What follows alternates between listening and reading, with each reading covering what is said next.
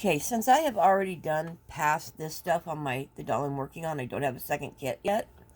I thought I might show you a couple of things based on this little piece of vinyl. Dolls by Sandy sends out, if you want it and request it, a free piece of vinyl with any order. All you have to do is ask them for it. This is just one. It's a cute little ear. But I thought I'd show you today. I thought I'd cover what I do before I start painting, which is my powders. And in another video, I'm going to cover washes.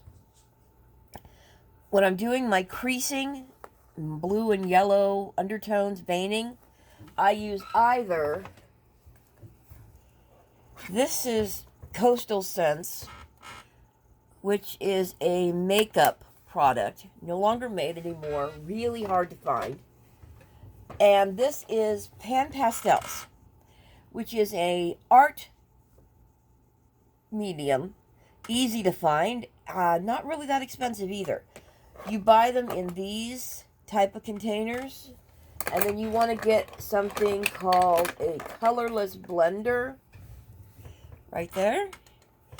And you're going to mix up whatever color you want, and I have multiple different colors that I have mixed up for different things. And whatever the amount of color, after you get all the color the way you want it, you mix in an equal amount of the colorless blender. And that makes it stick to the vinyl. Now today, I'm just going to do a real basic one here.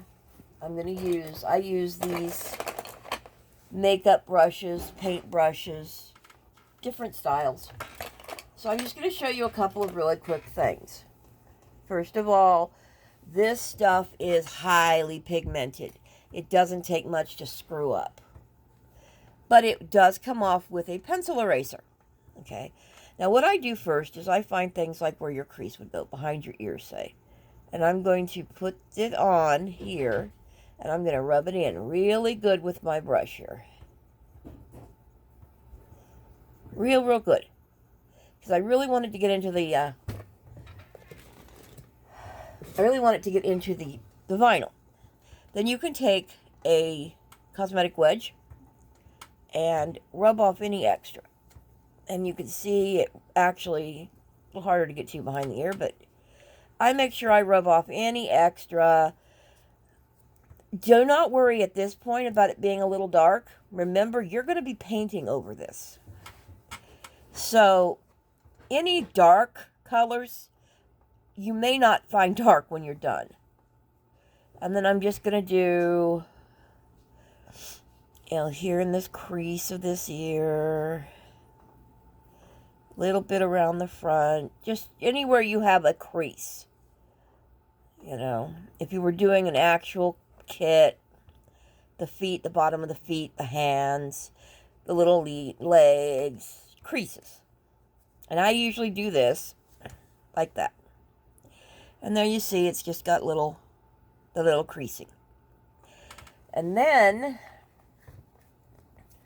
yellow will go on any place that you have cartilage close to the skin.